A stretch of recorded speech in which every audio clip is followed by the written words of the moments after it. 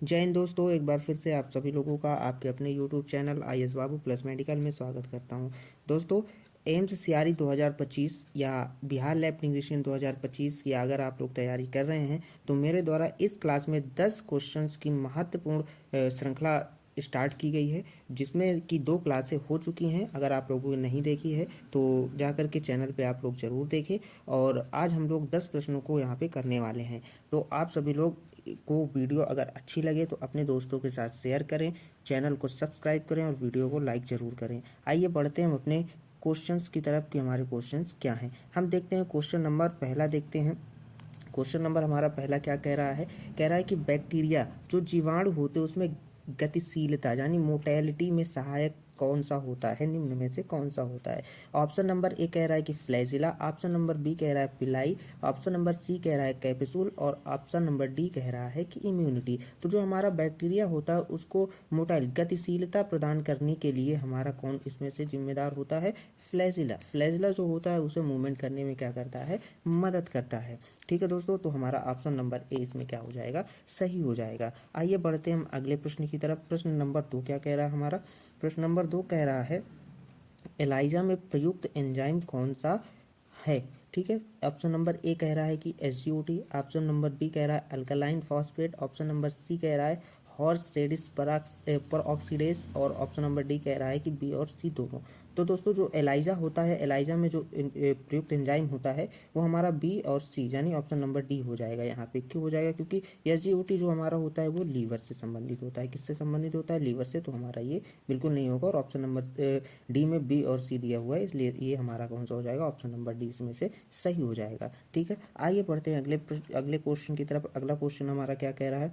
अगला क्वेश्चन कह रहा है कि एएसओ किसकी जांच करता है? जो एएसओ हमारा टेस्ट होता है वो टेस्ट किसकी जांच करता है? ठीक है, लेबोरेटरी में हम इसको परफॉर्म करते हैं। तो क्या कह रहा है कि एंट्रिक फीवर, फिर बी ऑप्शन बी कह रहा है कि पोस्ट स्ट्रेप्टोकोकल डिसीज। ठीक है, ऑप्शन नंबर सी कह रहा है अर्थराइटिस और ऑप्शन नंबर डी कह रहा है कि गाउट। ठीक है दोस्तों, तो हम इसमें देखते हैं जो हमारा एएसओ टेस्ट होता है उसमें हम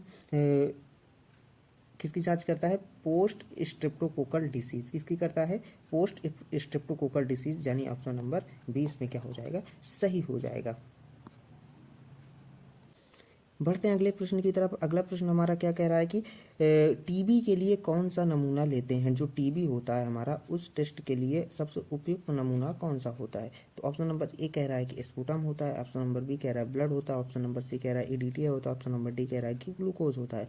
तो इसमें हमारा ऑप्शन नंबर ए सही हो जाएगा। क्यों? क्योंकि जो स्पूटम होता है, स्पूटम से हम टीबी को लैब में आसानी से परफॉर्म करते हैं। ठीक है, आइए बढ़ते हैं अगले प्रश्न की तरफ। अगला प्रश्न क्या कह रहा है? कह रहा है कि एड्स में कौन सी सेल घट जाती है? ठीक है, कह रहा है कि जो एड्स होता है, एड्स में कौन सी सेल हमारी घट जाती है? एड्स का आप सभी लोग फुल फॉर्म जरूर कमेंट करिएगा। जितने भी लोग क्लास को देख रहे हैं वो एड्स का फुल फॉर्म जरूर कमेंट करेंगे। आइए हम ऑप्शन देख लेते हैं। ऑप्शन कह रहा है कि ऑप्शन नंबर ए कह रहा है इस्नोफिल्स, ऑप्शन नंबर बी कह रहा है CD4 lymphocytes, option number C कह रहा है बेसोफिल और ऑप्शन नंबर डी कह रहा है न्यूट्रोफिल। तो दोस्तों, जो हमारा एड्स होता है उसमें हमारी CD4 सेल्स क्या हो जाती हैं? घट जाती हैं। तो इसमें हमारा कौन सा ऑप्शन सही हो जाएगा? ऑप्शन नंबर बी सही हो जाएगा। ठीक है, आइए बढ़ते हैं अपने अगले प्रश्न की तरफ। हमारा अगला प्रश्न क्या कह रहा है? ठीक है, प्रश्न नंबर 6 पे पढ़ेंगे। प्रश्न नंबर 6 क्या कह रहा है? देखिए, कह रहा है कि हेपेटाइटिस सी, जो हमारे हेपेटाइटिस सी होती है, हेपेटाइटिस सी का अन्य नाम और क्या है? कह रहा है कि हेपेटाइटिस सी का और भी किन नामों से जाना जाता है। तो हम अपना ऑप्शन देख लेते हैं। ऑप्शन कह रहा है, ऑप्शन नंबर कह रहा है SCV, ऑप्शन नंबर बी कह रहा है ब्लैक जॉइंटिस और ऑप्शन नंबर सी कह रहा है transfusion hepatitis, option number D कह रहा है कि ऑल। तो हम जो हेपेटाइटिस सी होती है उसे हम SCV के नाम से भी जानते हैं। ठीक है, उसे हम ब्लैक जॉइंटिस के नाम से भी जानते हैं और उसे हम ट्रांसफ्यूजन हेपेटिक के नाम से भी जानते हैं। इसलिए हमारा इसमें कौन सा ऑप्शन सही हो जाएगा? ऑप्शन नंबर डी सही हो जाएगा। आइए बढ़ते हैं हम अपने अगले प्रश्न की तरफ। अगला प्रश्न हमारा क्या कह रहा है? अगला प्रश्न कह रहा है कि थायराइड ग्लैंड निम्न में से कौन सा हार्मोन, ठीक है, स्रावित करती है? सॉरी, ये गलत यहाँ पे लिख दिया, स्रावित करती है। तो ऑप्शन नंबर ए कह रहा है T3, ऑप्शन नंबर बी कह रहा है T4 और ऑप्शन नंबर सी कह रहा है TSH और ऑप्शन नंबर डी कह रहा है A एंड B।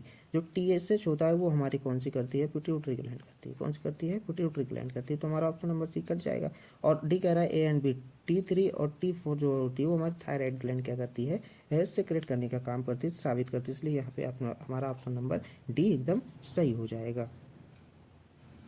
बढ़ते हैं हम अपने अगले प्रश्न की तरफ। हमारा अगला प्रश्न क्या कह रहा है, कह रहा है डी एल्कोलाइजेशन का अर्थ क्या होता है। ठीक है, ऑप्शन नंबर ए कह रहा है फिल्ट्रेशन, ऑप्शन नंबर बी कह रहा है क्लियरिंग, और ऑप्शन नंबर डी कह रहा है फिक्सटेटिव, और ऑप्शन नंबर डी कह रहा है कि ऑल।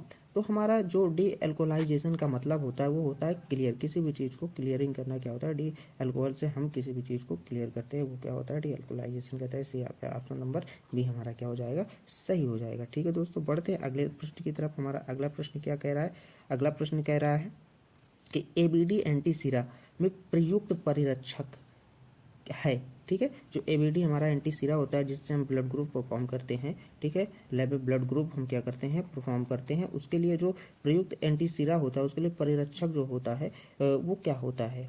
ठीक है, प्रिजर्वेटिव जिसे बोलते हैं इंग्लिश में, प्रिजर्वेटिव क्या होता है एबीडी एंटी सीरा के लिए। तो ऑप्शन नंबर ए कह रहा है 0.1% सोडियम अजाइड होता है, या बी फॉर्मेलिन होता है, सी एथेनॉल होता है, डी अल्कोहल होता है। तो जो हमारा एबीडी एंटी सीरा होता है उसके लिए हम 0.1% सोडियम अजाइड का प्रयोग करते हैं, इसलिए यहाँ पे हमारा ऑप्शन नंबर ए क्या हो जाएगा, एकदम सही हो जाएगा। बढ़ते हैं अगले प्रश्न की तरफ। हमारा अगला प्रश्न क्या कह रहा है कि आरबीसी का पूर्ण नाम क्या है। यहाँ पे हमसे पूछा गया है कि आरबीसी का पूरा नाम क्या है, आरबीसी का पूरा नाम क्या होता है। तो ऑप्शन नंबर ए कह रहा है कि red blood cells, option number B कह रहा है rare blood cells, option number C कह रहा है रैंडम ब्लड सेल्स, और ऑप्शन नंबर डी कह रहा है ऑल। तो दोस्तों जो हमारा आरबीसी का पूर्ण नाम होता है वो रेड ब्लड सेल्स होता है। क्या होता है, रेड ब्लड सेल्स होता है, जिसमें इसमें नॉर्मल रेंज मेल की अलग होती है और फीमेल की अलग होती है। आप सभी लोगों को अगर मेल और फीमेल की नॉर्मल रेंज आरबीसी की पता है तो आप सभी लोग मुझे कमेंट करके बताएंगे, जितने भी लोग वीडियो देख रहे हैं। अगर आप सभी लोगों को वीडियो अच्छी लगी हो तो इस वीडियो को अपने दोस्तों के साथ ज़रूर शेयर करें, और चैनल को सब्सक्राइब करें, वीडियो को लाइक ज़रूर करें। धन्यवाद दोस्तों, जय हिंद।